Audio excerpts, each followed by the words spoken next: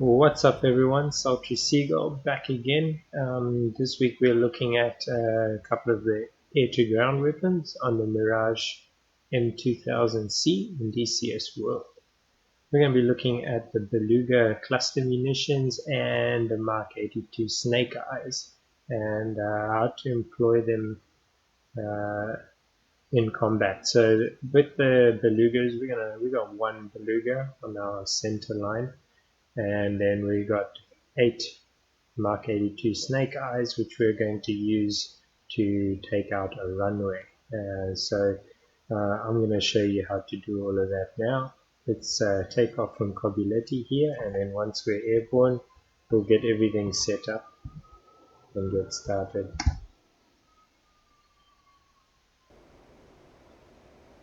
Okay, so we're airborne. We're going to head up north up the coast.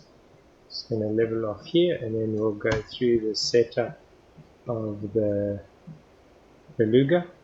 So let's click our autopilot on, and we'll hold a 5-degree climb for now.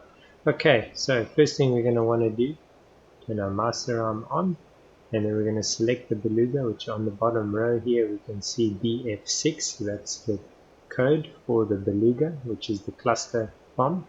BF1 is the Mark 82 Snakeeye. So we're going to select BF6. You can see SMP there, meaning that we've set the Belugas and it is ready. Okay, the next thing we're going to do, we're going to check a keybind quickly. So this is important keybinds we need to have for the CCIP bombing, which is for both the Snakeeyes and the Belugas. So we're going to need to bind weapon system command forward and weapon system command aft. Okay, so once those are bind, we're going to hit weapon system command forward now, and as you can see, we've got our CCIP line, and at the bottom of that we've got the target reticule. You can see here we've got an alert radar sign here, which is basically telling us that our radar isn't turned on. It's currently in warm-up mode. So in order to calculate our impact point, especially with TAS selected, we need to have our radar switched on into the mid point. And we now have it turned on there. I'm going to turn on our autopilot, turn off autopilot, sorry, and we're going to level off. And just turn on to the right heading here. Still got a couple more things we need to do to get the weapons ready to drop. As you can see, we've got a big X on the screen saying we can't drop them at this stage. Just going to level off there. And we're going to go down. Next thing we want to do is configure the fusing and the quantity and spacing. So if we look at this panel down here, sorry, tracking spazzing out a bit. Right, there we go. So in order to set our fusing, we're going to go for instantaneous, INST. So we're going to right click on this switch all the way to the top. So that means that the bomb is now armed and will detonate on impact. Next thing we want to do is we want to select a quantity. So we're going to right click once on that to select one bomb, since that's all we have. Distance is basically our dispersion, which is over what distance these bombs will be dispersed. So if we had maybe 6 or 7 bombs, they would be dispersed over 10 meters in this case, I guess, and then so on and so forth as you increase that. Basically, it looks like each one of these is a multiple of 10 meters. So for now, that's irrelevant since we're only dropping one bomb. Okay, so our next thing we can do here is we can select RS. Okay, so RS uses our radar altimeter for ranging, and TAS uses our radar for ranging. Having them both engaged is a good idea, because then will basically provide a backup system.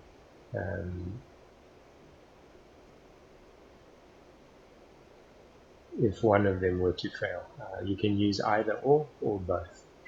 That's up to you and your personal preferences. Right, I think we've passed our target here. Our target is on that island there. So we're going to turn in there around there somewhere. We're going to turn in and do a bomb run on them.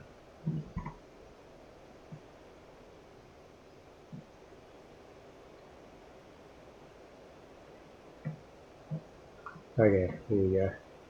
We were just a bit too high. Alrighty, so we're gonna stay in a pretty shallow descent here, shallow dive. I'm gonna see if we can get eyes on this group of vehicles.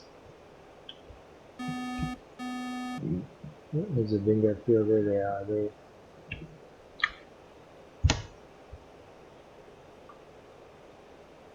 And basically when the tipper comes over the target, we're going to release.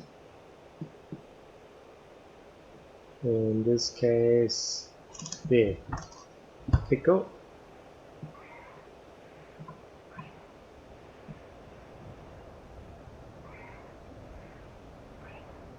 Fucking head tracking being stupid. Looks like we took out a couple of them. Ah, just one. Ah, 2 vehicles destroyed. As you can see, pretty good hit.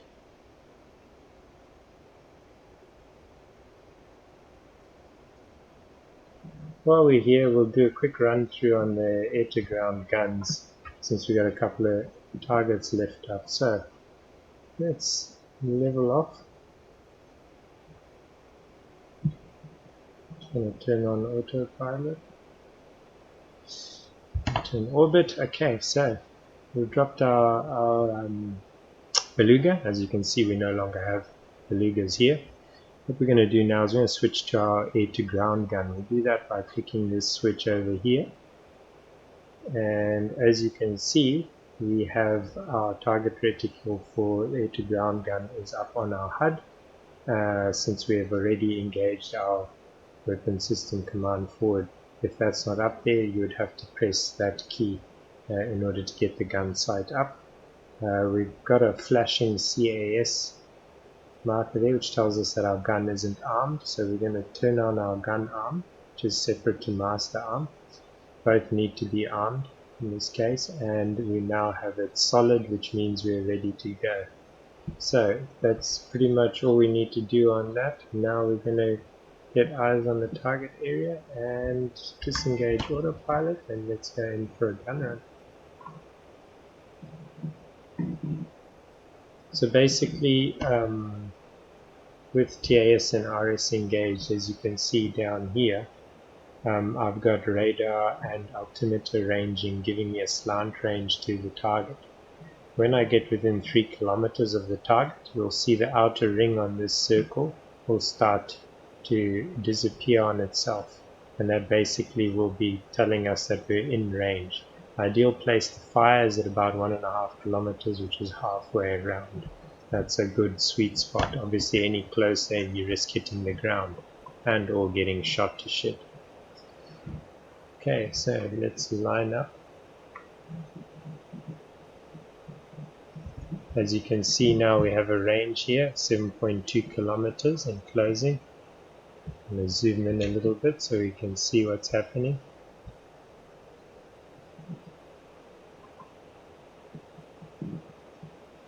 You can see one vehicle ahead of us there.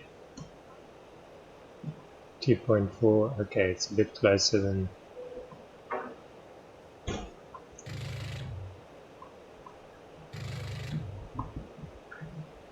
all out.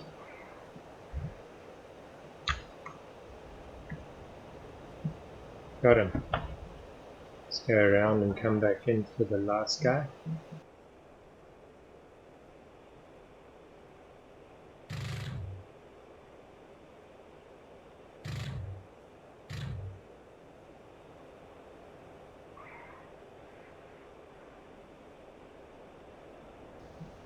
Got him. Okay, so that's how you use the air-to-ground guns.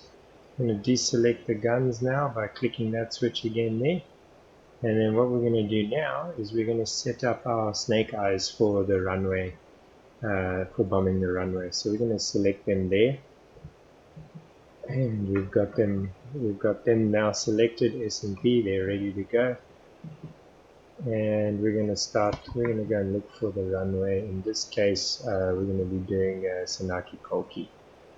So,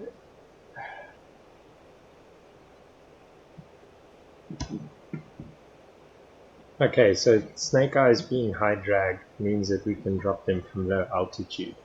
We have 8 of them on board, and what we want to do is we want to drop them in one line down the length of the runway. So the way we're going to set them up for that is we're going to select the quantity to 8, so all 8 of them, and we're going to set the dispersion between each bomb, or between the bombs, to the maximum, which is 28, which would be 280 meters, I would say, between each bomb. And we can see Senaki Koki runway there, just in center of my screen. You may not be able to see it on YouTube, but it is there. So I'm going to line myself up with that, and I'm going to drop to low altitude, and we're going to come in fast and low and just pickle these bombs off down the runway.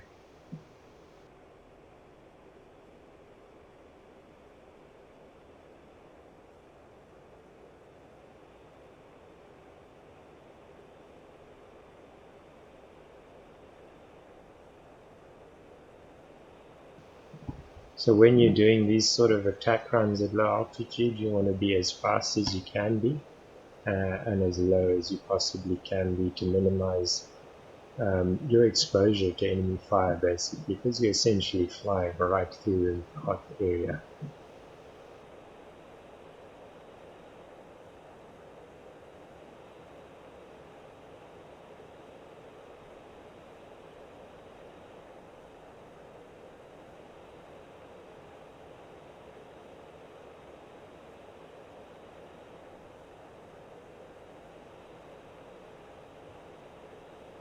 There we go, we're lined up.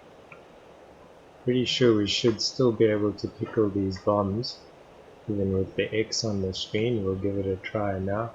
So we're going to start from there. Let's see if we managed. I don't think so. Something with our setup on our side here. Let's level off, and then we'll come back around.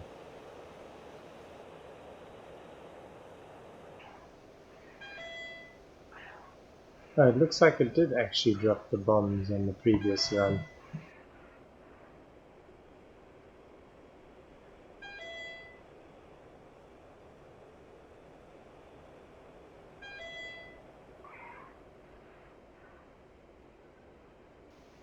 Ah, looks like the bombs did drop on the first run. You can see the craters down the length of the runway. I think we only had one left for some reason, and that dropped on the way back. You can see that one there. Well, there you go. So it did work. Sometimes I surprise myself. Anyway, that's basically how to use the Snakeeyes and the Beluga cluster bombs in the Mirage M2000c. Sorry if I was sort of confusing myself there a few times. It has been a while since I've used these air-to-ground munitions. If you have any questions or need any clarification, feel free to throw a comment down below. I hope you liked the video, guys. Next week we'll go into CCIP bombs and how to use them in the Mirage. And we'll probably do a quick run through on the unguided rockets. Shut this thing up. Yeah, thanks for watching, guys. Thanks for taking the time. Hope you're enjoying the videos. If you are, please subscribe, hit that like button, and we'll catch you next week where we'll go into the other air-to-ground munitions on the M2000c. Cheers.